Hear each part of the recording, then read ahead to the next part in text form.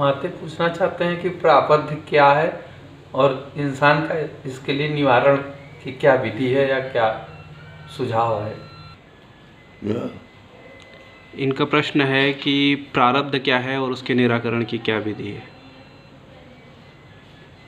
वैसे तो एक शब्द में विशेषतर ये संसार की संपूर्ण समस्याओं का समाधान माँ के चरणों में है। जितनी भी संसार की समस्याएं वो समाधान, लेकिन इस संसार के ऊपर के समाधान की जो प्रश्न है ये प्रारब्ध माने ब्रह्मा के लेख के संबंध है, इससे ही संबंध है। प्रारब्ध शास्त्रों में जो कहा गया है, मनुष्यों ने जो कहा है और संतों ने जो बताया है, मुझे मालूम तो नहीं विशेष, पर प्रारब्ध को कहा जो जीव के साथ आता है। पिछला प्रारब्ध भोग सुख ये दुख प्रारब्ध पूर्व से आते हैं। यहाँ वाले जो कर्म करते हैं वो यहाँ बनता है, और जो वहाँ से आते हैं अपन जो भूमि परत भार ढाबर पानी और जिम जीव ही माया लिपटानी, यहाँ तो पैदा हुआ माया लिपट जाती है और माया के अधीन होके जो संपूर्ण भोगने पड़ते हैं। लेकिन प्रारब्ध वो है जो ब्रह्मा की ओर से जीव को प्राप्त पूर्व के किए हुए कर्मों से प्राप्त होता है। जैसे भीष्म पितामह को प्रारब्ध था, वो कभी का पड़ा था और एक समय भोगना पड़ा, वो प्रारब्ध था। पहले का था कुछ भोग, पूर्व का था उनका पड़ा था, 101 जन्म पहले उन्होंने किया था वो अपराध, और उसका फिर समय आया, उस समय उनको भोगना पड़ा था। और प्रारब्ध मिटता नहीं,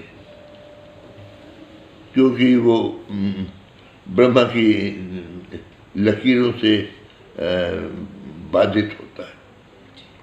तो उसमें तो जहाँ पर ईश्वरी बातें हैं उनके संबंधी हैं, वो मनुष्य को भोगने पड़ते हैं। मगर जो अपन ये यहाँ जो कर्म संचित होते हैं, वर्तमान में किए गए संचित होते हैं, असत कर्म भी हमारे संचित होते हैं और उसके सत्कर्म भी संचित होते हैं। जितने धर्म कर्म पूर्ण जब तब पूजा पाठ ध्यान धारणा समाधि जो भी हम इस शरीर से कर्म करते हैं, ये मन से करते हैं, वो सब हमारे संचित होते हैं। वो संचित कर्म कहलाते हैं। पर वर्तमान के प्रारब्ध कर्म होता है कि पूर्व से ही जीव लेकर साथ में आया और उसको भोगना ही पड़ेगा, उसमें परिवर्तन नहीं होता।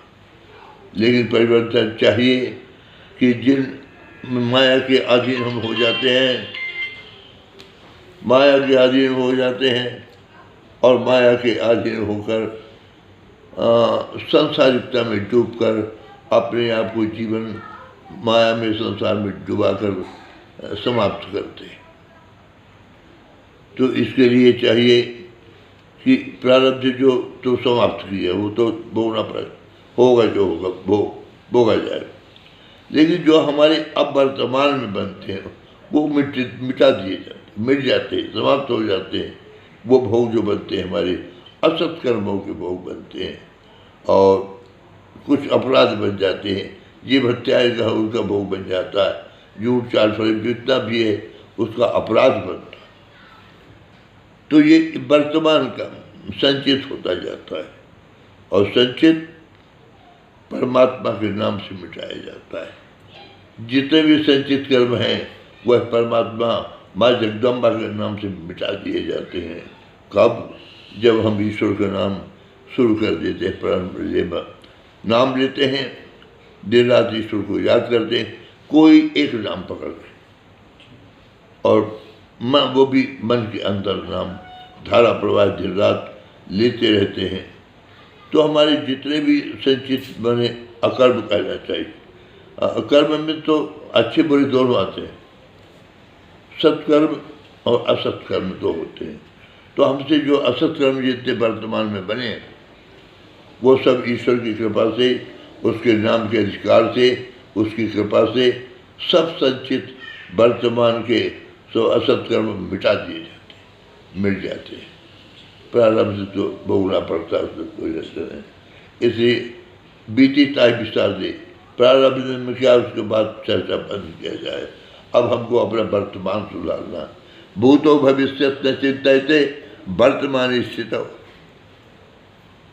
भूत होगा उसी बात पर, तो भूत तो परेशान करेंगे भूत तुमको।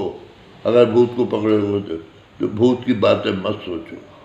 और भविष्य है अंधकार, अंधेरे में भटकते रहोगे, कल के विषय में मत सोचो। वर्तमान ही आज सत्य, आज वर्तमान सत्य है। आज हमारे संचित जो कर्म बने और सच्चे अच्छे और धर्म संगत कर्म बनना चाहिए, वो संचित होना चाहिए। और रोज़ हमें चाहिए दिन प्रतिदिन कि हमारा जो संचित कर्म है वो दिव्य हो, अच्छा हो, ईश्वरी हो, चिंतन में हो, ईश्वर स्मरण में हो, माने जो हो ईश्वर संबंधी हो।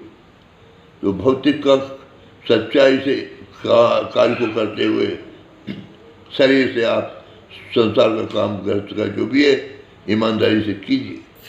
लेकिन मन क्या करता है, वो फालतू बातता रहता है, उसके पास कोई काम नहीं है, वो विचार भर करके दे देता है। आप उन विचारों में डूब करके कार्य करते रहते हैं।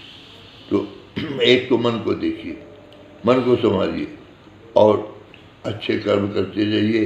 रोज़ एक अच्छा कर्म किया जाए, रोज़ एक कर्म अच्छा किया जाए कोई, तो साल में कितने अच्छे कर्म हो जाएंगे? 365। केवल एक कर्म कोई अच्छा रोज किया जाए, कुछ ना कुछ अच्छा किया जाए, एक ये बना लिया जाए, तो हमारा जो संचित है, जो संचित कर्म है वो विशेष हो जाएगा और हमारे जो भोग हैं वो कम हो जाएंगे। और इसलिए निरंतर माँ का नाम भगवान का लेते रहना चाहिए। उसके नाम के प्रभाव से सब जीवन सही हो जाता है। बहुत शारदा मैया।